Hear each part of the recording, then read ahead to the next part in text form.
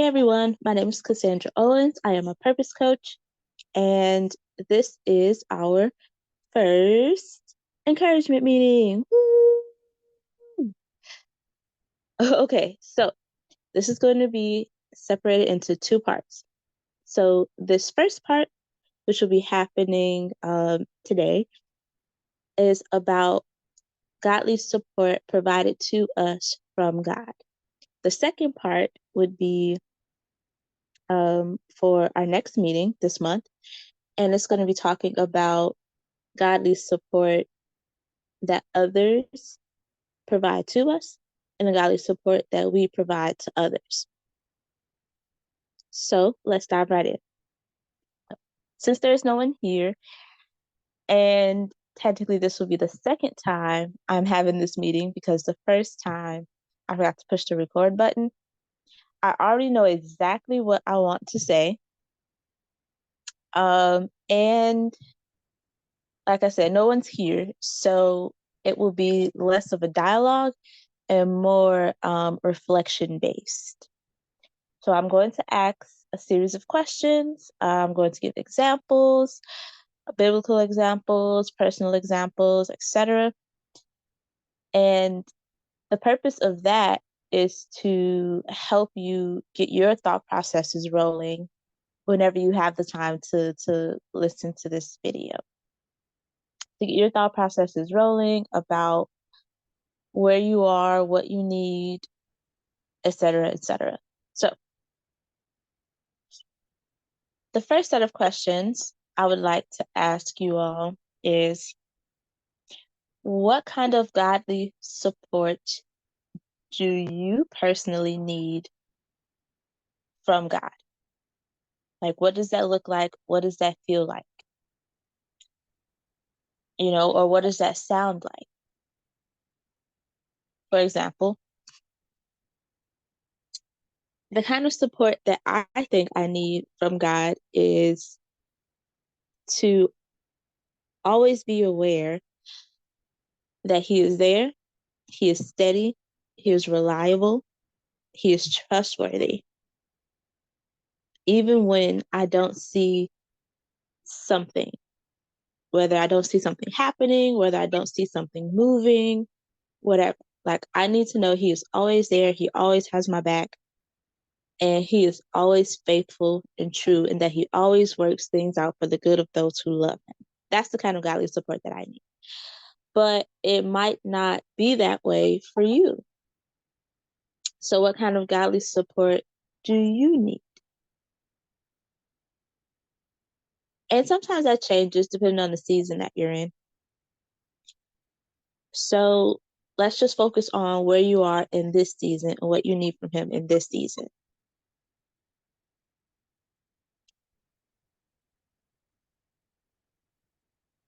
Okay, so I'm just going to continue on. But if you need to pause this before I start asking the next few questions, feel free to pause it, take time to think about it, and write it down if you want to. You could pray about it.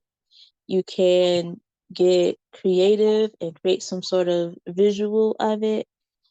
Whatever you feel the Lord leading you to do, go for it. Just know there's nobody here.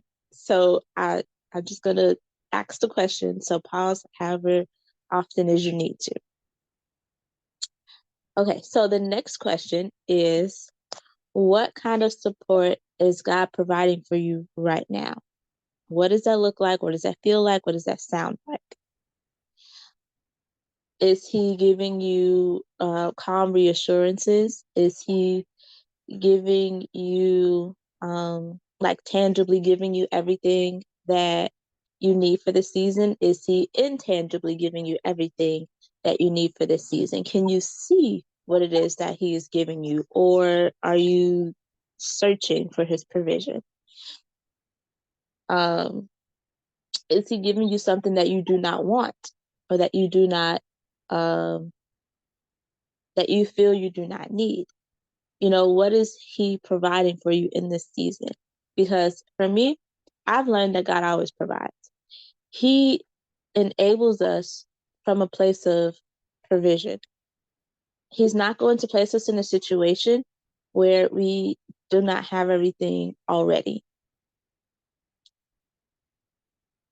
I've realized from my personal experience that previous seasons prepares us for the current and the following seasons. And so even if they may not be related in obvious ways, like maybe certain skill sets will be related, like maybe you've improved your communication skills at home in the last season. And so now you're in a new season and something has happened at work and you have these improved communication skills that you can use at work. And that's just an example. But, so what is it that the Lord is providing for you in this particular season?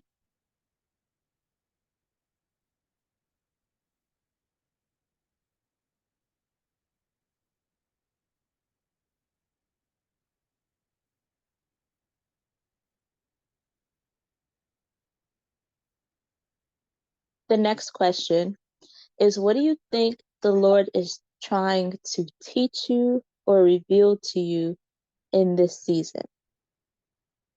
Is he trying to teach you how to be more patient, or is he trying to teach you how to trust him on a different level or in a new way by having you wait, or by withholding insight from you but still expecting you to move forward? Does he need a leap of faith from you? Does he need blind obedience from you?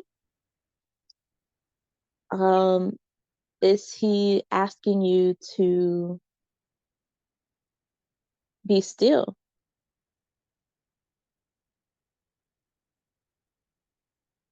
Is he teaching you how to communicate? Is he teaching you how to multitask?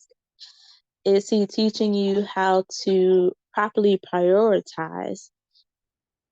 To ensure that you're still spiritually strong and to ensure that you're still spiritually full as you encounter the things that he has placed in your day?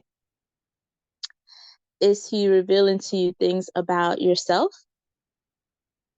And if so, what is he asking you to do with those things? Does he want you to keep going, to improve it, to slow down, to cut it out altogether? What is the Lord revealing to you? What is he teaching you? Is he teaching you how to be more dependent on him? Is he teaching you how to lean, as I like to call it? Because you have to be reliant on whatever it is that you're leaning on. So is he teaching you how to lean? And if he is teaching you something, if he is revealing something to you, what are you doing with it? How are you handling it? Are you accepting it? Are you accepting what he's telling you, what he's showing you? Are you accepting this new assignment? Are you waiting patiently? Are you still worshiping? Are you still talking to him? Are you still listening to him? Are you still attached to him as you're out doing what it is that he told you to do? Are you still allowing him to pour? Are you still allowing him to pour himself into you? And are you still pouring yourself out for him?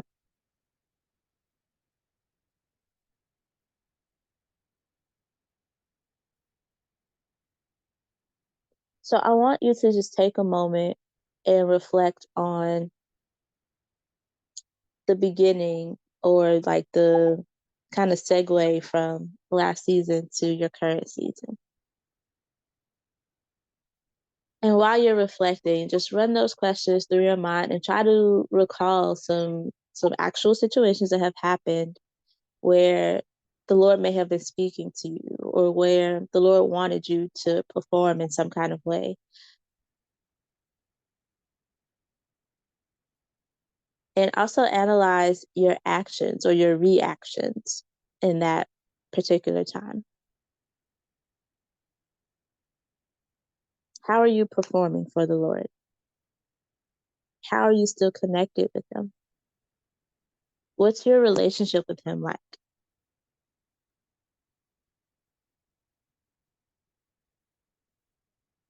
Were you doing great and everything was smooth, or maybe it wasn't smooth, but you handled it like a boss? Or were you doing okay? Where things went well, but it could have been better? Or did you just scrape by? Like maybe that situation literally dragged you. How was your performance? How was your relationship with the Lord? Now, I'm not saying any particular outcome is related to the health of your relationship with Him, because sometimes it is, but sometimes it's not. Sometimes we are meant to be dragged, no matter how good of a relationship we have with the Lord in that moment. The situation, the season is difficult, and we got dragged. It happens. It happens to me a lot, unfortunately. But the thing is, like, after you've been dragged so many times, it kind of don't really phase you anymore. Like it, you sort of build up a tolerance to difficulty.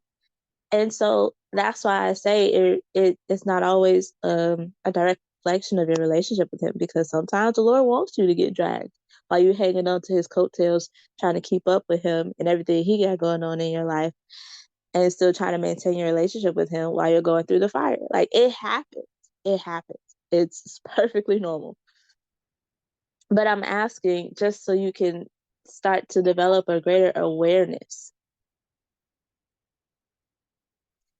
And so those same questions apply to where you are presently. You know, what is the Lord trying to teach you now after all of that other stuff has happened? What's your relationship with the Lord like now after all the other stuff has happened?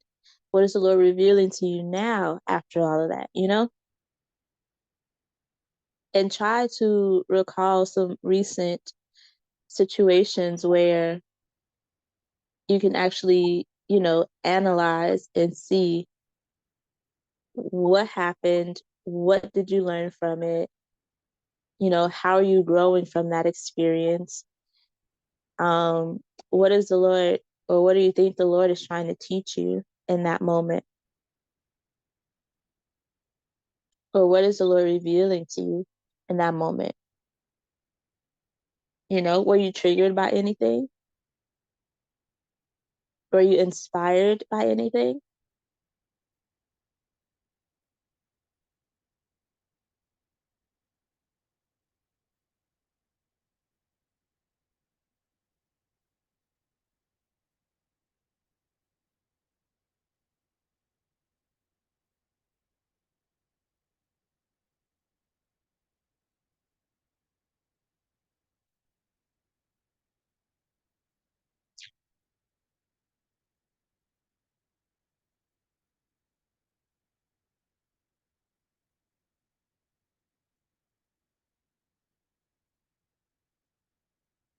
The final set of questions I would like to ask you are, where do you think the Lord is leading you with this? So you've taken some time to reflect on what it is that you need, what He is providing, how you're handling what He is providing, things that He may be teaching you now, things that He has taught you in the not so distant past, things that you have learned, things that you have grown through, things that you may or may not have been triggered by. And so now, where do you think this is leading you? What do you think your next step would be? Where do you think your next step would be? Would it be a step forward or a step up? Or maybe a step to the left, or maybe a step to the right? Would your next step even be movement at all? Or would your next step be to simply be still and wait? Or would your next step to be surrender and allow the Lord to carry you? Or would your next step be a complete pivot?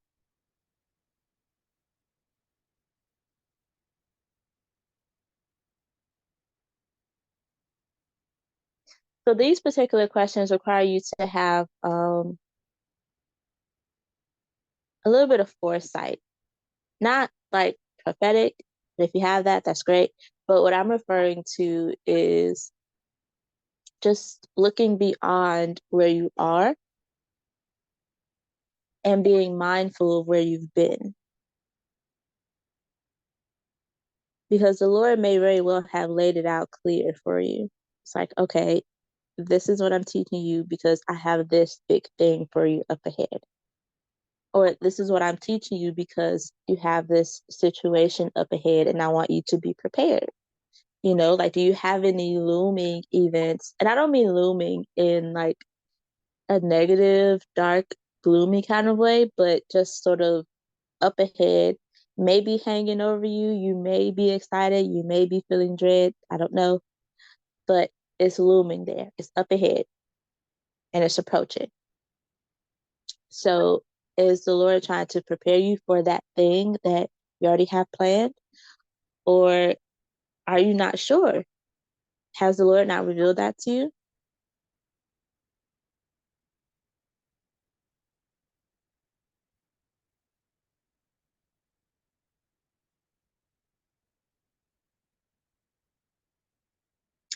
So, if you do have something looming ahead, or if you're not sure even, what do you think the Lord,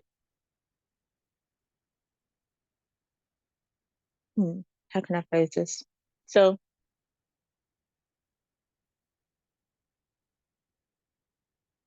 how can you more readily prepare for whatever may happen in the future?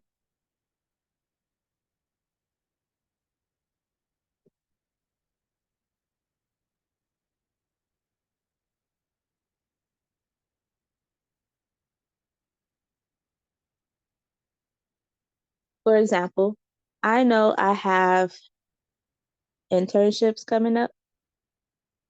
Not so close, but if I don't pay attention long enough, they'll be here before I know it. And knowing that I have these internships coming up, for me, I can, let's see, to be more prepared, I can start practicing on strengthening my weaknesses in punctuality and attendance. Because with these internships for my school, for my future careers, they're really important. So I would like to have a strengthened skill set when it comes to showing up on time, when it comes to being prepared early so that I can, leave the house early so that I can get to where I'm going early or at the very least on time. That's a particular skill set that I am just completely lacking in. So knowing that it's coming up and knowing how important it is, that's something that I can start cultivating now. And I like how the Lord put that on my mind because that is something that I really do need to work on. So yeah, I am going to start cultivating that now. Um, so what does that look like for you? Because we all have different situations, we all have different things, approaching us in our lives. We're all at different places in our lives. So what can we do realistically to prepare for those upcoming things in the moment? Like, where is the Lord leading us with all of this? We're not going through all of this for no reason. We're going through all of this because everything has a purpose and everything is connected to his greater plan. And as you live out his plan to the best of your ability, a lot of people, and I mean so many people that you wouldn't even meet, will be positively or negatively impacted by the moves that you make. And I'm not saying that to make you nervous or whatever. I'm just saying that to help you put it into perspective. Because as a kingdom ambassador, we represent God's kingdom in everything that we say and do. So with me showing up late to work often, how does that represent God's kingdom? I know for a fact we serve an on-time God. but I'm not reflecting that. And no, I'm not going to be able to continuously reflect that because I'm human and I rely on other humans to get to and from where I'm going. So there's definitely going to be mistakes. There's definitely going to be shortcomings. And there's definitely going to be an abundance of God's grace and mercy. But I know for a fact I could put forth more of an effort. So I know, like, they may show me the grace and the mercy and give me the benefit of the doubt, but I know how I'm coming. And so with me knowing that, I know just how poorly I'm reflecting God's kingdom, and I can and will do something about that. And that is our personal responsibility as a kingdom ambassador, as a Christian, as someone who is carrying Christ's name and his reputation on our backs everywhere we go. So, yes, everything has a purpose. And the purpose is to advance the plans that he has for his kingdom. And so, whether we're aware of it or not, people are watching. People are encouraged by us, by our movements. People are inspired by us, by our movements. People aspire to be kingdom ambassadors like us, whether we know it or not. So it's all connected. It all serves a purpose. So what is the what is the purpose for your present season, and how can we use that purpose? How can we use that skill set? How can we use those experiences? How can we use that better relationship with the Lord going forward?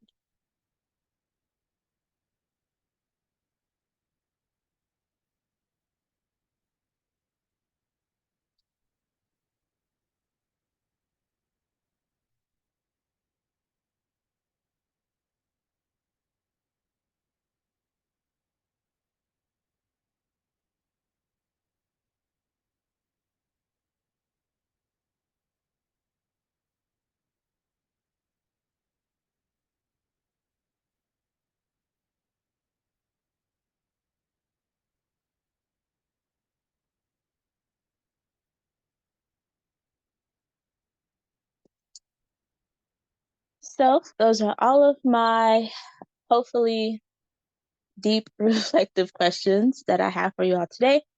I pray that these questions have been a blessing to you. I pray that they help you in whatever it is that you need. And most importantly, I pray that they encourage you to sit down with the Lord and hash it out.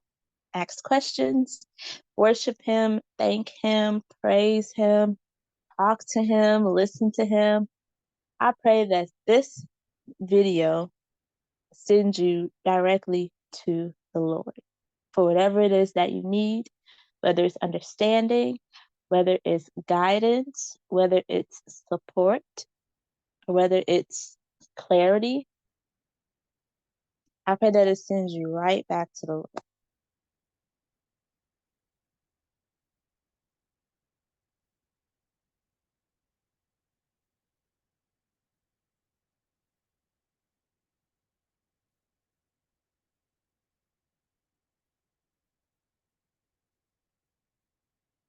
And so we are going to end this meeting with some biblical examples. The kind of support that King David needed from the Lord was the strong and calm reliance and assurance that the Lord had his back, even when kingdoms were moving against him for no reason. He called out unto the Lord. He had faith that the Lord would answer. And so, for so many of the Psalms that he wrote, you can see the start. It may start in desperation, and it ends in worshiping the Lord for coming to his aid. Some of his Psalms start in desperation to forgive him of his sins, because we all know he was not perfect. None of us are. And then it ends in him receiving the forgiveness for his sins. That was the kind of biblical support that King David needed from God. And that's the kind of biblical support that God provided for him. Because God showed up and showed out every time. Every time King David ended up in the jam, God showed up and he got him out. I mean, ridiculous odds. Ridiculous. Like, there is no way they're supposed to win in that war, in that skirmish. No, no way at all, but God. And see, when the odds are stacked up against us, we can we can mirror King David and know for a fact that God can and will, and more likely is to show up and show out when the odds are not in our favor.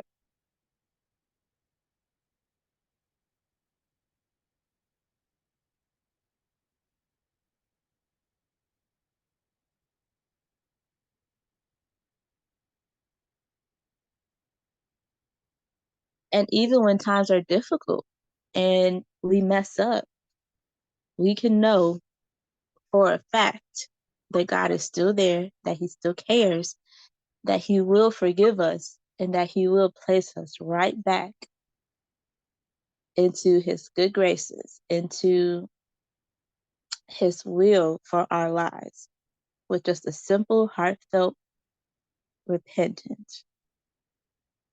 We don't have to work for his forgiveness. We don't have to put in double time at the community center or at the local food pantry. No, we just need to repent in our heart,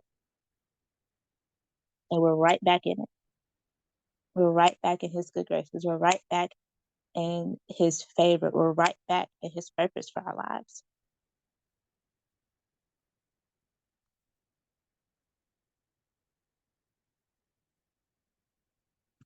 So a biblical example for how everything serves a purpose, how everything is connected, would be the beginning of David's story. When he was was he poor? I'm not sure. But he was a shepherd of his father's sheep. He was a little boy. He he was the youngest out of all of his brothers. And he was chosen to be the next king. And he was so seriously chosen to a point where David's father had all of his brothers line up and systematically rejected. And so God's prophet literally had to ask, like, don't you have any other children? Because none of them are it. And so David's father called for David to come from out of the fields, herding the sheep. And when he arrived, then he was anointed and everybody sat down to eat. And he wasn't immediately carted off to the palace, to become king or anything like that. No. After he was anointed, after he had that meal, he went right back to the field, shepherding the sheep. So for him, nothing changed other than the fact that he had some oil sprayed on his head, maybe a couple of congratulations or some disgruntled looks from his older brothers, and a good meal. Other than that, everything was the same as far as he knew. But the Lord started, or maybe he was already doing it, but the Lord was cultivating a leader in young David. He was teaching him how to care for those who could not care for themselves. He was teaching him how to be brave in the face of really scary things like bears, like giants, but not just how to be brave, how to depend on the Lord to deliver the enemy into his hands. By the time David stepped in front of that giant, he he already knew what was up. He already knew that the Lord was with him, that the Lord will deliver that giant into his hands. He already knew that. So can you imagine the crazy things that this young man experienced out there, which is him, his slingshot, and a whole bunch of sheep, the way the Lord reached down so many times and helped him in those crazy situations that there is no way he could have made it out by himself. So the Lord was not only cultivating a leader in him, the Lord was cultivating someone who knew him, someone who could trust in him to help him in times of trouble. And that's exactly the kind of person that David grew up to be. Because as a king, what did he do? He trusted in the Lord to save him. Time after time after time again, he trusted in the Lord to have his back because that was cultivated in him years ago. The Lord also cultivated in him when he got a little older, he cultivated in him mercy and grace. Because when King Saul found out that David was going to be the next king, he was bothered. He was so bothered, in fact, because the Lord made sure he was bothered. The Lord literally sent the spirit to Saul to trouble him. And the only thing that could soothe him was young David playing, I think it was a harp. But the point is that put a really big target on David's back. A really big target. Saul tried to kill David so many times over the years. To a point where when David got older and he was on the run for his life so many times, the Lord delivered Saul into David's hands so many times, but David did not kill Saul because one, everybody knew you not touch the Lord's anointed, but two, so that it could cultivate a heart posture of mercy in David. When he could have killed him, probably should have killed him, not considering the fact that the Lord made it illegal, but probably should have killed him because he was chasing him down. He was trying to kill David repeatedly. So according to the world standards, yes, David should have killed him. But according to God's standards, David showed him mercy. And that, along with all of the other skills that the Lord cultivated in his heart and his way of life, really paid off once David was actually the king. Now, we all know David still made some mistakes, made a lot of mistakes, and he brought a lot of strife into his household. So I'm not glossing over that.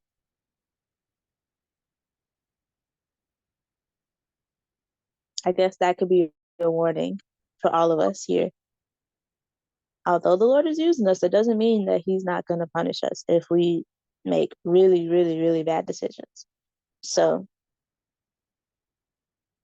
yeah, that could just be a warning. But the point is, everything is connected. Every experience that we have, every trial that we encounter, every new step that we take, every new season we end up in, it's all connected and it all serves a purpose and it's all leading us somewhere. See, David knew when he was younger that he was being led to be a king. We may not know where we're being led to, or maybe we do. But either way, we can know with certainty that we are being led somewhere. Because Jesus is our shepherd. He anoints our head with oil. And his word said he leads us beside still waters. And so we can trust that not only are we being led, but we are in good hands.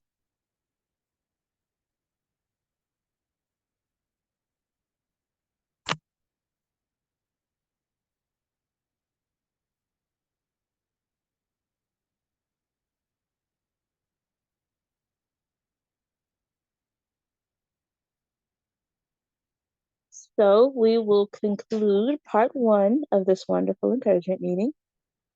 And I say wonderful because I enjoyed it. It's not exactly I how I gave it the first time, but it's better. I think it's more concise. Anyway, let me know what you think. Let me know if you have any questions. You could definitely share your answers with me.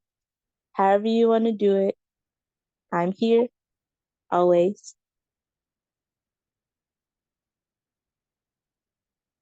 Let me know if you want some prayer. Let me know if you want some help working through these answers or working through the questions and stuff.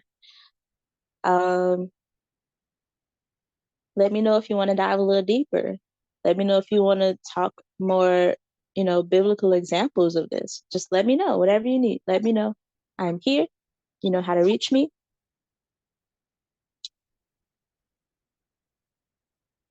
And again, I pray that this blesses you. I pray that this encourages you. But most importantly, I pray that this sends you right back to the Lord. So, with that being said, God bless you all. And I will see you all in our next meeting.